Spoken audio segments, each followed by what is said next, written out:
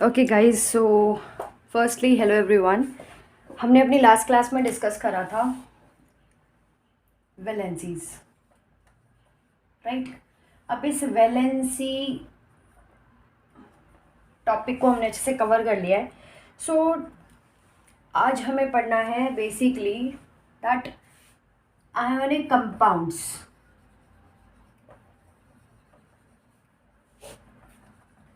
आज we have to understand कि what are ionic compounds, क्या होते हैं आयनिक कंपाउंड्स, और मॉलिक्यूलर कंपाउंड्स देखेंगे कि हाउ दे फॉर्म्स।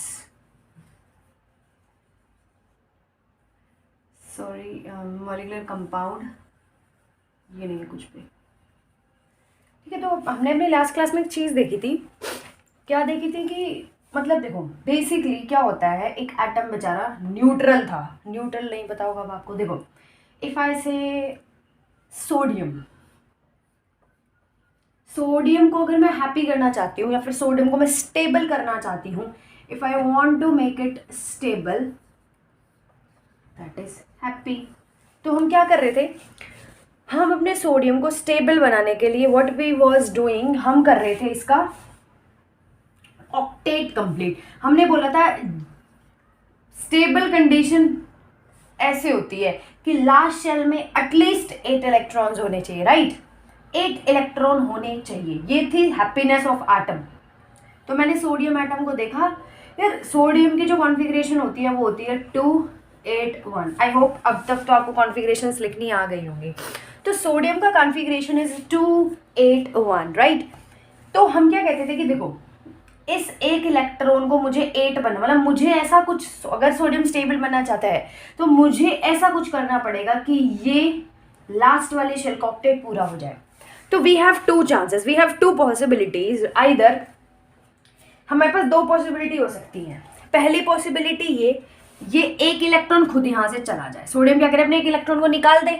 तो यहाँ पे आपको आप देख रहे होगे 2 8 वाली कंडीशन फुलफिल हो रही है। लास्ट वाली शेल का क्या कंप्लीट है, ऑक्टेट कंप्लीट है। दिख रही होगी ना, लास्ट वाली शेल का क्या कंप्लीट है, ऑक्टेट कंप्लीट है अच्छे से। तो देखो सोडियम या तो एक इलेक्ट्रॉन को लूज कर दे या 7 इलेक्ट्रॉन ले ले।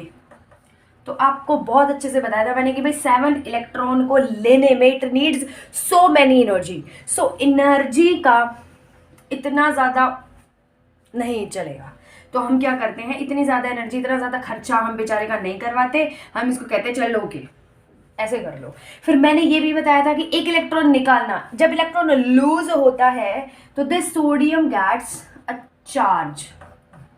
लूज करा तो कितने जितने इलेक्ट्रॉन लूज होते हैं उतना ही चार्ज आ जाता है। तो कितने इलेक्ट्रॉन लूज हुए सोडियम से, 1। तो कितना चार्ज आएगा, प्लस का 1।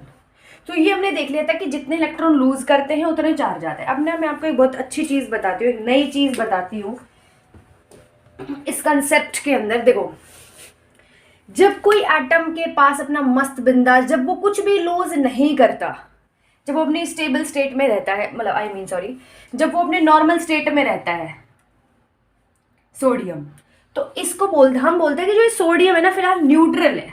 That sodium is neutral in nature, ठीक है। और इसने इलेक्ट्रॉन लूज करने के बाद इस पे चार्ज आ गया। तो मैं क्या बोल रही हूँ कि ये पहले न्यूट्रल था। ये न्यूट्रल क्यों बोल रही हूँ मैं, इसको मैं एक्सप्लेन करूंगी आपको। ये फिलहाल न्यूट्रल था लेकिन इसने इलेक्ट्रॉन लूज करके इस पे कितना आगे चार्ज आ गया। तो अब एक चार्ज स्पीशी बन चुकी है। और याद करो कि चार्ज स्पीशी को मैंने एक नाम दिया था, अगर याद कर पा रहे हो तो, यस, आयन। और मैंने बोला था बच्चों ये जितने भी चार्ज स्पीशीज हैं उनको बोलते हैं आयन। और उस आयन के चार्ज प्लस है या माइनस, उस बेसिस पे मैंने कैटायन एंड आयन बताए थे। इस पे पॉजिटिव का चार्ज है तो इसको क्या बोलेंगे, कैटायन। तो अब हमें ना ये देखना पड़ेगा कि देखो न्यूट्रल का मतलब क्या होता है, 0, दैट मीन्स नो चार्ज, है ना, न्यूट्रल। तो न्यूट्रल, इस पे कोई चार्ज है। जब किसी भी एटम पे या कोई कंपाउंड ले लो, जब उस पे कोई चार्ज नहीं होता तो उसे बोलते हैं neutral atom. But when atom having some charge like Cl minus 1, Mg2 positive, Ca2 positive, तब कभी भी एटम पे चार्ज आ जाता है तो हम उसको बोलते हैं ion. Either it can be cation, either it can be an ion. It depends कि either it is losing the electron or it is gaining the electrons, isn't it? Now अब हमें देखना पड़ेगा कि इसको चार्ज बोल रहे हैं, ये न्यूट्रल एटम है. न्यूट्रल एटम्स क्या होते हैं? Now we have to discuss these two things in details, right? So now will discuss what are anions and what are neutral compounds actually. Now हम neutrality के बारे में बात करते हैं. न्यूट्रलिटी क्या होती है? न्यूट्रल का मतलब देखो, सीधी सी भाषा में मैं कहूँ तो मतलब जितना प्लस का चार्ज है उतना नेगेटिव का चार्ज होगा तो वो टोटल मिला के जीरो बना देता है. जैसे हम बचपन में करते थे +2 -2 0, +2 ने -2 को काटा, जीरो हो गया ना. तो उसको हम बोले थे न्यूट्रल, कि भाई वो न्यूट्रल है. ठीक है, तो यहां तक का तो फैक्ट हमें समझ आ गया न्यूट्रल का. अब दीदी एटम न्यूट्रल कैसे है? How an atom can be neutral? कैसे आप एटम को न्यूट्रल बोल रहे हो? तो देखो, जैसे सोडियम है, अगर मैं सोडियम से पूछूं बच्चे इसका एटॉमिक नंबर बताओ, तब बोलोगे 11. मैं कहूँ इसका कॉन्फ़िगरेशन बताओ तो सभी बच्चे बोल देंगे 2 8 1. मैं कहूँगी यार गजब, बहुत बढ़िया. अब मैं कहूँ इसके अंदर इलेक्ट्रॉन्स बताओ कितने हैं, तो आप बोलोगे कि जितना न्यूट्रॉन होता है, सॉरी, जितने एटॉमिक नंबर होता है वही प्रोटॉन का काउंट है, वही इलेक्ट्रॉन का काउंट है. तो इसके पास इलेक्ट्रॉन है और कितने हैं? 11 प्रोटॉन है. ठीक है, एक इलेक्ट्रॉन पे एक नेगेटिव चार्ज, 11 इलेक्ट्रॉन पे 11 नेगेटिव चार्ज. कुछ बच्चों को भी समझ आ गया होगा मैं क्या करने वाली हूँ. 11 पर एक प्रोटॉन पे 1 पॉजिटिव चार्ज, देन 11 प्रोटॉन्स पे 11 positive charge. So now 11 positive charge. यहां तक क्लियर है बंडा? अब बोलोगे दीदी न्यूट्रॉन की तो आप चर्चा ही नहीं करें. मैं कहूँगी भाई न्यूट्रॉन है ना, न्यूट्रॉन अपना न्यूट्रल है, इस पर कोई चार्ज नहीं है, ऑलरेडी न्यूट्रल है, मतलब इस पर कोई चार्ज नहीं है. तो पूरे एटम पे देखो, जो न्यूट्रॉन से तो कोई फर्क ही नहीं पड़ रहा, न्यूट्रल है. अगर मैं देखूँ कि भाई इलेक्ट्रॉन पे नेगेटिव चार्ज है, प्रोटॉन पे पॉजिटिव चार्ज, लेकिन ये दोनों तो इक्वल है. अगर ये दोनों इक्वल हैं तो देन कैन आई से कि ये दोनों एक दूसरे को काटा, तो इन दोनों ने क्या कर दिया? न्यूट्रल. तो मुझे अब बताओ, इलेक्ट्रॉन के नेगेटिव चार्ज को प्रोटॉन के नेगेटिव चार्ज ने बैलेंस कर दिया, दोनों इक्वल हो गए, कट गए, न्यूट्रल आ गया. अब न्यूट्रॉन्स पे तो ऑलरेडी चार्जलेस होता है वो तो ऑलरेडी न्यूट्रल है. तो न्यूट्रल. तो दैट्स वाई हम क्या बोलते हैं, कोई एटम क्या होता है, हर कोई एटम जब वो एटॉमिक स्टेट में होता है, कोई भी element, if you can say the element of argon और you can say the element of magnesium, चाहे किसी का भी एलिमेंट का एटम ले लो आप. मैग्नीशियम एलिमेंट का एटम कौन होता है? Mg. बताया था ना कि एक एटम मिलके क्या बनाते हैं? कंपाउंड. और कंपाउंड एक टाइप के कंपाउंड. और मेरे कहने का मतलब है कि दो एटम थे अपने पास, सेम फोटो के, सेम शक्ल के, आए मिले, क्या बन गया ये? मॉलिक्यूल. और ऐसे ही बहुत सारे मॉलिक्यूल्स आपस में कंबाइन करें तो क्या बन जाता है? एलिमेंट. याद आ रहा है? एलिमेंट कब बनता है? जब सेम फोटो होती है. और कंपाउंड कब बनता है? जब अलग अलग हो. दो एक मतलब ऐसे दो सेम है एक अलग है, फिर एक सेम है दो अलग है, तीनों ही अलग है, तो क्या बनाते हैं? कंपाउंड बनाते हैं. आई होप यहाँ तक की कहानी आपको पता होगी भली भांति, है ना भाई? तो मतलब हमने ये देख लिया कि जब कोई एटम अपना अकेला रहता है तो उस पर न्यूट्रल होता है, उस पर कोई चार्ज नहीं होता. लेकिन जब कोई एटम स्टेबल होने के लिए इलेक्ट्रॉन गेन करता है या लूज करता है तो it will carry some charge. और वो जो चार्ज होता है वो पॉजिटिव भी हो सकता है, नेगेटिव भी हो सकता है. और मैंने बोला था कि अगर कोई एटम, याद करो, इलेक्ट्रॉन को लूज करता है और इलेक्ट्रॉन्स को गेन करता है, if it is gaining electron then it is anion, it become anion. और ये क्या बनता है? कैटायन. लेना इज गंदी गंदी छिछी और देना इज अ गुड थिंग, या पॉजिटिव वाइब्स। तो लूज कर दिया तो उस पर कैटायन बनेगा और उस पर ऐसा चार्ज आएगा, दे दिया ना, निकल बे, ये आ गया नेगेटिव चार्ज। तो हम क्या बोलते हैं कि भाई एक एटम एक्चुअली क्या है, न्यूट्रल है। न्यूट्रल एटम बेचारा अपना न्यूट्रल था, लेकिन उस भाई ने अपनी खुशी प्राप्त करने के लिए, खुशी को पाने के लिए उसने क्या करा, इलेक्ट्रॉन का गैर इलेक्ट्रॉन को लूज करा और क्या लेके आया अपने ऊपर, चार्ज लेकर आया। ठीक है, चार्ज लेके आने से उसको एनायन का नाम दिया और कैटायन का नाम दिया। तो आई होप यहाँ तक आपको ढंग से समझ आया होगा कि भाई एटम न्यूट्रल क्यों है, क्यों भाई उसके अंदर इलेक्ट्रॉन और प्रोटॉन का काउंट्स क्या होता है, सेम होता है, इसलिए एक एटम न्यूट्रल होता है। वाई एक आयन, अरे हाँ अब एक चीज और, अब इस एटम पे कितने एक चीज और बताऊंगी मैं आपको कि अच्छा एक एटम ने एक इलेक्ट्रॉन निकाला, कहाँ से निकाला ये भी देखेंगे अभी हम। अब देखो बच्चों, एक एटम है, ठीक है भाई, जैसे मान लो मैं सोडियम ही डिस्कस करूंगी मैं दोबारा से, सोडियम पॉजिटिव है, या फिर अभी हम सोडियम की बात कर रहे हैं न्यूट्रल स्टेट में। सोडियम था, सोडियम का इलेक्ट्रॉनिक कॉन्फ़िगरेशन थी 281। ये जो सोडियम था इसने इलेक्ट्रॉन लूज करा, 2 होता है, 8 होता है, 1 होता है। एक न्यूक्लियस है, इसके चारों तरफ शेल्स है, first shell, second shell, third shell. इसकी पहली शेल में कितने इलेक्ट्रॉन है, 2, दूसरी में 8, तीसरी में पहला। तो लेट्स ड्रॉ इलेक्ट्रॉन्स ऑल्सो। 2, 8, 1, 2, 3, 4, 5, 6, 7, 8, बाहर 1 है। अब समस्या है कि भाई नो सोडियम इलेक्ट्रॉन तो लूज करेगा, तो कहाँ से इलेक्ट्रॉन लूज करेगा, अंदर वाली शेल से, इस वाली से करेगा, इस वाली से, इस वाली से। कई बच्चों को पता होगा, बोलेंगे बाहर वाली से करेंगे, जिनको नहीं पता मैं उनके लिए भी बताऊंगी कि क्यों बाहर से। देखो हम कभी भी, लेट्स सपोज आपने पिज्ज़ा ऑर्डर कराया, अरे मैडम सारे दिन अच्छी अच्छी चीज़ों के एग्जाम्पल, लेट्स सपोज आपने पापे पनीर ऑर्डर करा, ठीक है, आपने पापे पनीर ऑर्डर करा, आपकी डिलीवरी आ रही है डोमिनोज से अपने घर पे। अब मुझे बताओ यार, ये आपका होम है, होम स्वीट होम, ये गेट है। अब मुझे बताओ आप अंदर बैठे हुए हो, क्या डोमिनोज वाला आपके घर के अंदर घुस के आ जाएगा कि लो जी पिज्जा ले लो, नहीं ना। तो वो क्या करेगा, आपको टंग टंग बैलरिंग करेगा, आप बाहर जाओगे तो बाहर वाले गेट से लेन देन हो रहा है, बाहर वाले गेट से लेन देन हो रहा है। ऐसे थोड़ी ना होता कि अनजान पर्सन घर के अंदर ही घुस गया, नॉट पॉसिबल। सिमिलरली गेट के बाहर आप जाते हो, देन आपका पिज्जा लेते हो, अगर कैश ऑन डिलीवरी है तो पिज्जा लेके घर, और अगर पैसा देना है तो पैसा देना पड़ेगा, इट्स अ जोक। तो देखो बाहर गेट से आपने पिज्जा लिया, पिज्जा डिलीवरी वाला बाइक पे बैठ के भाग गया गेट। अब देखो बाहर गेट के बाहर से लेन देन हुआ है चीज का। सिमिलरली जो एटम होता है ना, वो भी क्या करता है, अपने बाहर वाले गेट से लेन देन करता है। मतलब वो इलेक्ट्रॉन लेगा तो भी बाहर वाली शेल में लेगा, या इलेक्ट्रॉन देगा तो भी बाहर वाली शेल से देगा।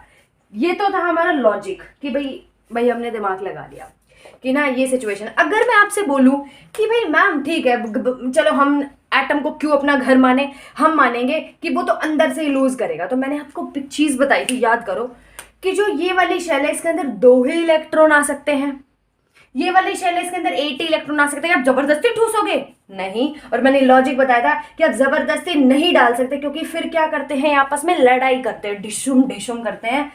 तो ये क्या हो जाएगा, इन दोनों के बीच में रिपल्शन हो जाएगा, तो the atom will not feel stable. तो ध्यान रखना, इसकी पहली वाली शेल की 2 इलेक्ट्रॉन की औकात है, ये 2 ही झेलेगा। अगर ये तीसरा आ गया गलती से यहाँ पे, तो वहां उनके बीच में लड़ाई होगी, इलेक्ट्रॉन एक दूसरे को रिपेल करेंगे, बिकॉज नेगेटिव चार्ज है, नेगेटिव चार्ज एक दूसरे को रिपेल करेंगे, भाग जाएंगे। तो बाहर वाली शेल से ही लेन देन होगा इलेक्ट्रॉन्स का। अगर कोई इलेक्ट्रॉन लेगा तो भी बाहर वाली से लेगा, अगर कोई देगा तो भी बाहर वाली शेल से ही इलेक्ट्रॉन जाएंगे आएंगे। यहां तक समझ आ गया? ओके बच्चों, अब ना एक नई चीज सीखते हैं। ये तो पता चल गया कि भाई इलेक्ट्रॉन बाहर से जाएगा। अब मैं ना आपको कंसेप्ट बताना चाहती हूँ, एक चीज बताना चाहती हूँ आप लोगों को। वो चीज जी क्या है, देखो वो टाइम सही कि सोडियम है, मान लो मैं सोडियम पॉजिटिव की बात कर रही हूँ। एक जगह सोडियम पॉजिटिव को कंपेयर करते हैं और एक जगह हम कंपेयर कर रहे हैं सोडियम की कॉन्फ़िगरेशन क्या है, 2, 8, 1। इसके अंदर इलेक्ट्रॉन्स कितने हैं? 11। प्रोटॉन कितने हैं? 11। पता है ना? हाँ, मुझे ये बताओ न्यूट्रॉन कितने हैं? अब बताओ ना, बताओ बताओ बताओ बताओ। नहीं आता? मैं बता रही हूँ ना। देखो, जब कभी देखो हमने हमेशा सीखा है कि भाई जो एटॉमिक नंबर होता है ना, वही प्रोटॉन के नंबर के इक्वल होता है, वही इलेक्ट्रॉन के नंबर के इक्वल होता है। लेकिन ना आपने कभी न्यूट्रॉन का नहीं बताया। तो देखो मैं बताती हूँ न्यूट्रॉन। तो देखो आपको एक चीज पता होगी, एटॉमिक मास किसके इक्वल होता है? बोलो। न्यूट्रॉन के मास के प्लस प्रोटॉन के मास के। आपको सोडियम का मास पता है?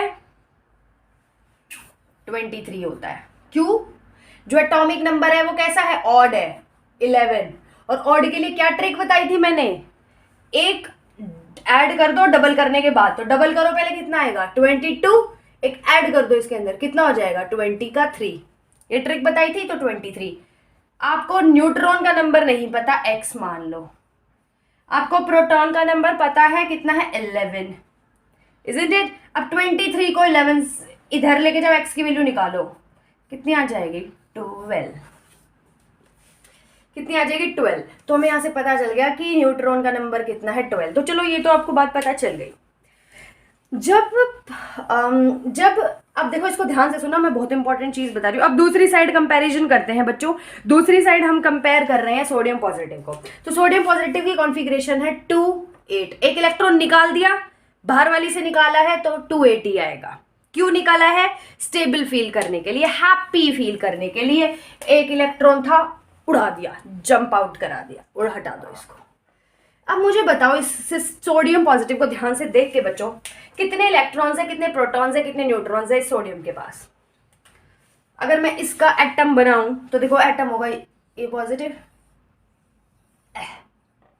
3 4 5 6 7 8, अंदर वाली में 2 और बाहर वाली में 1। और सोडियम पॉजिटिव का कैसे बनेगा? न्यूक्लियस पहली शेल में 2, दूसरी शेल में 8, और तीसरी शेल बनाऊं? नहीं, क्योंकि तीसरी शेल में जो एक इलेक्ट्रॉन था वो तो मैंने फेंक दिया हैप्पी करने के लिए, न्यूट्रल बनाने के लिए। तो हमने इसको कहा चिक चिक बूम, फायर हो जाए यहाँ से। तो आप मुझे ना इलेक्ट्रॉन काउंट करके बताओ, और प्रोटॉन्स काउंट करके बताओ, और न्यूट्रॉन्स काउंट करके बताओ फटाक से। जल्दी जल्दी जल्दी जल्दी। यस, हो गया? ओके। तो देखो, इलेक्ट्रॉन, पहले इलेक्ट्रॉन देखते हैं, इलेक्ट्रॉन कितने हैं। तो आप बोलोगे electron electron electron electron, electrons तो शेल्स में रहते हैं, तो शेल्स के इलेक्ट्रॉन काउंट कर लो, कितने हैं? 1 2 3 4 5 6 7 8 9 10। 10 इलेक्ट्रॉन्स आ गए। मैंने कहा थम्स अप, वेरी गुड। मैं कहूंगी प्रोटॉन्स बताओ। तो प्रोटॉन्स कहाँ रहते हैं? न्यूक्लियस में रहते हैं, गुड। पर आपने तो हमें बताया था जितने इलेक्ट्रॉन होते हैं उतने ही प्रोटॉन होते हैं। तो मैं कहूंगी हाँ, मैंने बताया तो था, लेकिन मैंने वो न्यूट्रल वाले में बताया था, जब वो सोडियम है, जब उसने तो इलेक्ट्रॉन किसी से दिया ना लिया, तब उसके इलेक्ट्रॉन का काउंट प्रोटॉन का काउंट के इक्वल होता है। लेकिन अब देखो, यहां से दिमाग के चक्षु खोल लेना, अपने चक्षु खोल लेना। क्या? अपने नेत्र को ध्यान से देखो बच्चों, हमने एक इलेक्ट्रॉन उड़ा दिया। क्या?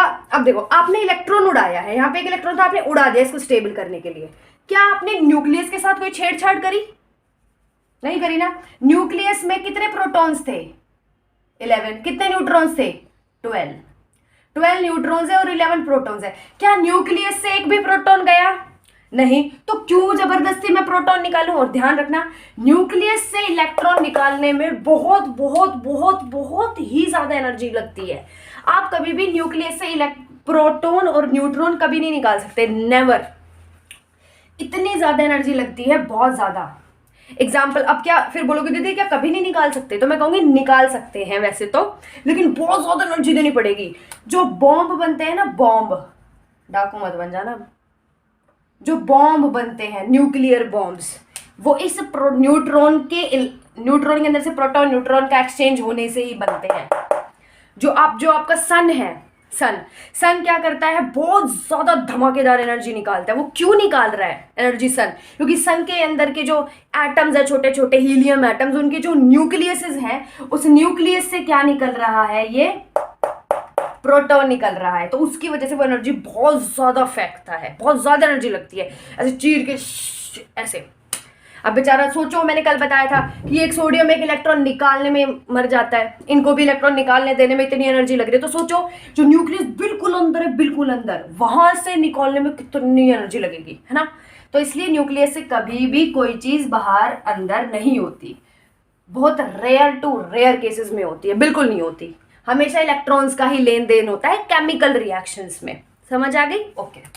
तो देखो प्रोटॉन कितने हैं, पहले भी प्रोटॉन, ये न्यूक्लियस का मानो ये न्यूक्लियस है, न्यूक्लियस के अंदर पहले प्रोटॉन कितने थे 11, न्यूट्रॉन कितने हैं 12, ये न्यूट्रॉन है, प्रोटॉन है, न्यूट्रॉन पे 0 चार्ज, ठीक है।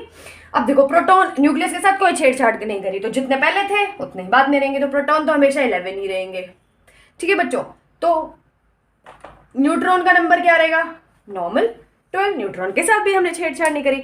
हमने जब एटम से एनायन बनाया या फिर एटम से आयन बनाया, तो हमने क्या बोला, एटम से आयन बनाते टाइम हम सिर्फ इलेक्ट्रॉन का उछल कूद करवाते हैं, अंदर के न्यूक्लियस का कभी नहीं कराते। समझ आ गई होगी? तो ध्यान रखना, जब कभी भी आप आयन का इलेक्ट्रॉन काउंट लिखो तो बहुत सोच समझ के लिखना। प्रोटॉन तो जितने पहले थे उतने ही रहेंगे, न्यूट्रॉन भी उतने ही रहेंगे, लेकिन इलेक्ट्रॉन्स का चेंज होगा। सिर्फ नहीं आया होगा, एक एग्जाम्पल और कर लेते हैं ताकि आपको अच्छे से क्लियर हो जाए मैं कहना क्या चाहती हूँ।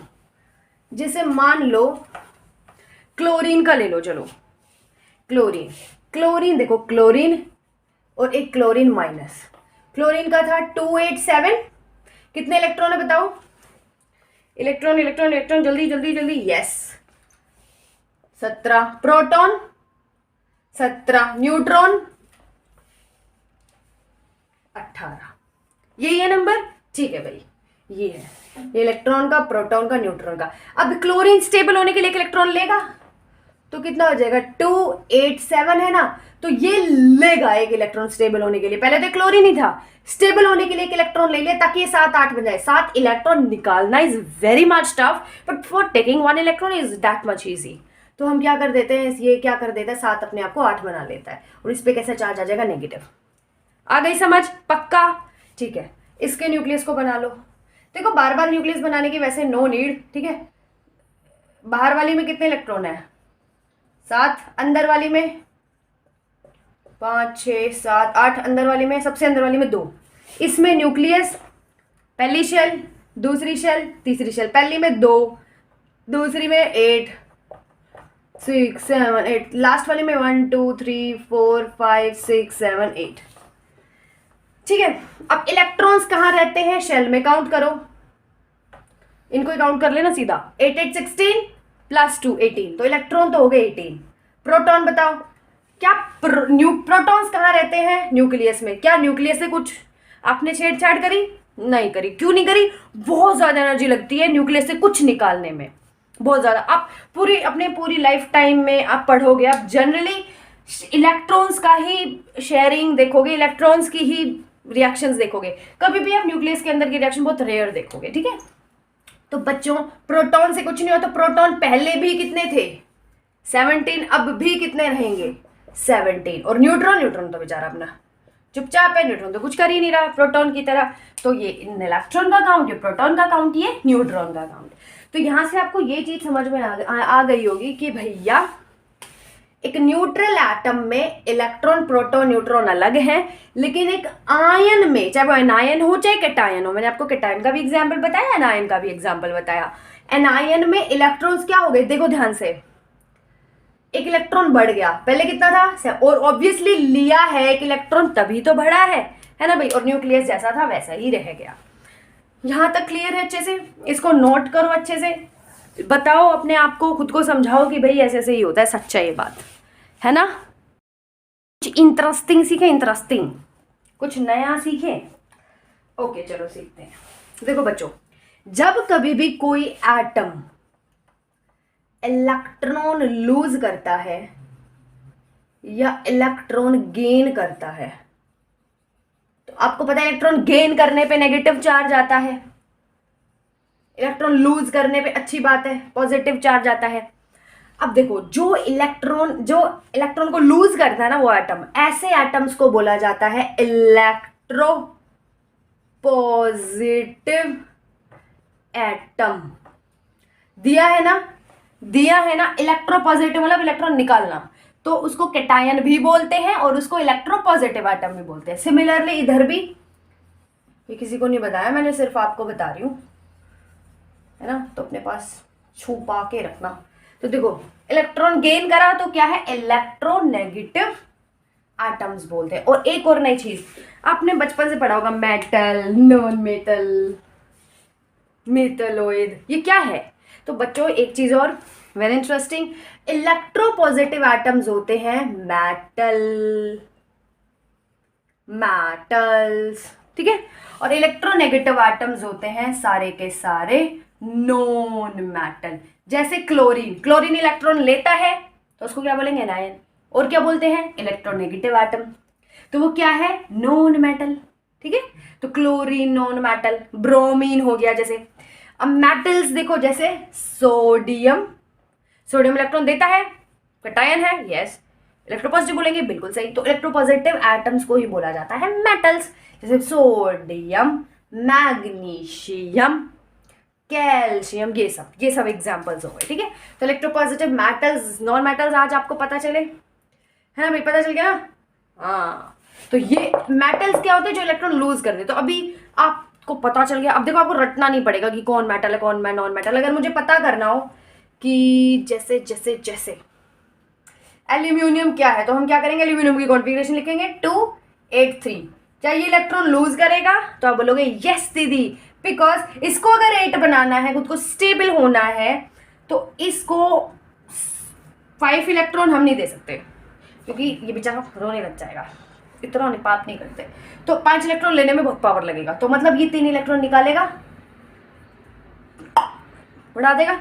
तो ये इसने क्या करा, +3 का चार्ज, 3 इलेक्ट्रॉन निकाले स्टेबिलिटी गेन करने के लिए, तो उसमें प्लस का 3 आएगा, इसी को वैलेंसी बोलते हैं, बताया था ना। हाँ, तो ये लूज कर रहा है, that is non as metal. I hope आपको क्लियर होगा कि what is metal and what is non metal, ठीक है भाई। अब हमें देखो, हमने आज की क्लास में बेसिकली मोटे मोटे तौर पे पढ़ा क्या है, हमने ये पढ़ा है कि भाई कोई एटम जो होता है ना, वो बेसिकली न्यूट्रल होता है, और जो आयंस होते हैं वो होते हैं चार्ज स्पीशीज। फिर हमने कैटायन एनायन, ये चीज नहीं देखी, ये चीज नहीं देखी, ठीक है, हमने ये सारी चीजें नहीं देखी हैं, बिल्कुल सही बात है, कोई दिक्कत नहीं आई दीदी, मोजी आ गई। अब देखो, फिर हमने देखा इनके इलेक्ट्रॉन्स प्रोटॉन्स का काउंट देखा हमने, तो हमने देखा कि यार जो आयन होते हैं ना, उसमें इलेक्ट्रॉन्स का चेंज आ जाता है एटम से। मतलब अगर सोडियम में अगर 11 इलेक्ट्रॉन है, तो सोडियम पॉजिटिव इलेक्ट्रॉन छोड़ने के बाद वो 10 इलेक्ट्रॉन रखता है अपने पास। तो ये चीज हमने समझी आज की क्लास में, है ना भाई। तो ये चीज हमने देखी। नाउ अब थोड़ी सी आयंस के बारे में ना हम थोड़ी और चर्चा करते हैं। न्यूट्रल एटम आपको मतलब पता चल गई, आपको आयंस की चीजें पता चल गई, चार्ज की आपको पता चल गई। तो देखो, अब आयंस की डेफिनेशन लिखनी हो तो मैं क्या लिख, तो देखो आपके सामने एक डेफिनेशन है कि एन एटम या कोई ग्रुप ऑफ एटम जिसके ऊपर चार्ज होता है उसे आयन बोला जाता है। जैसे आयन क्या है, Na पॉजिटिव आयन है, यस, Cl माइनस आयन है, यस। क्या बोला मैंने, कोई भी एटम है या ग्रुप ऑफ एटम्स। ये ग्रुप ऑफ एटम्स को 2 मिनट के लिए पॉज कर दो, इसको भूल जाओ गुड स्टूडेंट्स की तरह। तो एन एटम और वाले को भी भूल जाओ, इसको थोड़ी देर के लिए पॉज कर दो। तो an atom which carries positive and negative charge is called an ion, ठीक है। हम उसको क्या बोलते हैं, एन आयन बोला जाता है उसको, as ion is called as ion. मतलब कोई भी एटम्स में पॉजिटिव एंड नेगेटिव चार्ज है, इसको आयन बोलते हैं, हाई, ठीक है, हाई। अब इस ग्रुप ऑफ एटम्स का क्या मतलब है, देखो बच्चों, खाली एक एटम पर ही हम नेगेटिव या पॉजिटिव नहीं दे सकते। जैसे SO4, ये सल्फेट आयन है, इस SO4 पे 2 नेगेटिव का चार्ज होता है, तो ये क्या है, सल्फेट का एनायन है। तो ग्रुप ऑफ एटम्स, इस मॉलिक्यूल पे कैसा चार्ज है, नेगेटिव चार्ज, तो हम इसको भी क्या बोलेंगे, एनायन बोलेंगे। जैसे NO3 माइनस, तो ये NO3 माइनस भी क्या है, एक आयन है, ठीक है बच्चों। तो ग्रुप ऑफ एटम्स, देखो ग्रुप ऑफ एटम्स क्यों बोल रही हूँ मैं, इसके सोडियम एटम भी है, ऑक्सीजन एटम भी है, इसमें भी सल्फर एटम, ऑक्सीजन एटम, मतलब एटम के ग्रुप्स हैं। और इसमें भी क्योंकि देखो एटम के ग्रुप से बहुत सारे एटम गुल्लू गुल्लू करके क्या बनाते हैं, कंपाउंड्स बनाते हैं या मतलब पहले पहले तो क्या बनाएंगे, एटम्स ग्रुप करके मॉलिक्यूल बनाते हैं, लेकिन ये कंपाउंड है ना, क्योंकि SO4 के बहुत सारे मॉलिक्यूल मिलके SO4 2- बना दिया, या फिर आप इसको मॉलिक्यूल बोल लो, सब क्लियर है, ठीक है। तो इस ग्रुप ऑफ एटम पे जब नेगेटिव चार्ज आ जाए तो ऐसे कंपाउंड्स को भी हम बोलते हैं क्या, आयन। तो ये क्या है, एनायन। तो ग्रुप ऑफ एटम्स हो या फिर किसी एटम पर चार्ज आ जाए तो उसे क्या बोला जाता है, एनायन बोला जाता है या कैटायन बोला जाता है। सो इन अवर नेक्स्ट सेगमेंट हम अपनी नेक्स्ट क्लास में क्या पढ़ने वाले हैं कि भाई आयोनिक कंपाउंड्स क्या होते हैं, मॉलिक्यूलर कंपाउंड्स क्या होते हैं, ये इनका अब आयंस का भाईचारा क्या, ये जो बॉन्ड बनते हैं, ये गुलू होता है, ये दो एटम आपस में कंबाइन करते हैं तो वो कैसे बना सकते हैं, तो ये सारी चीजें हम देखेंगे। एक चीज, ये जो सोडियम है इसको हम बोलते हैं मोनो एटॉमिक आयन। क्यों, देखो आयन भी दो टाइप के होते हैं, यही लिख देती हूँ। आयन भी एक एनायन कैटायन और एक नंबर के बेसिस पे कितने टाइप के हो सकते हैं, पॉलीएटॉमिक। पॉलीएटॉमिक मतलब जिसके अंदर एक से ज्यादा एटम हो किसी आयन में, जैसे NO3, एक से ज्यादा एटम है, नाइट्रोजन भी और ऑक्सीजन भी है, 4 एटम है वैसे तो टोटल, नाइट्रोजन की एटॉमिसिटी, ऑक्सीजन की एटॉमिसिटी 3, ठीक है। तो this is a polyatomic ion और another one is monoatomic ions. Then monoatomic ions are those ions which carry only single atom, जैसे सोडियम पॉजिटिव, Cl-, ठीक है। तो एक ही एटम है, ग्रुप ऑफ एटम्स नहीं है, तो ग्रुप ऑफ एटम्स बोलते हैं पॉलीएटॉमिक आयन, मोनोएटॉमिक को बोलते हैं इसमें एक ही एटम होता है। आई होप आपको ये सारी चीजें ढंग से समझ आई होगी। So in our next lecture we will discuss molecular compounds and the ionic compounds. और जब आयनिक कंपाउंड्स हम कंप्लीट कर लेंगे, जब हमें पता चल जाएगा बॉन्ड बना, फिर हम देखेंगे फॉर्मूला ऑफ द कंपाउंड्स। फिर फॉर्मूला ऑफ कंपाउंड्स के बाद we will left with our molar mass, mole concept, then हमारा चैप्टर फिनिश। सो मिलते हैं आपसे अगली क्लास में, तब तक के लिए bye bye. I work hard each and every day. I get lost in the words I say. I don't push pause, no I push play. I won't stop till I make a change. I withdraw on the things I make. I turn flaws into flawless traits.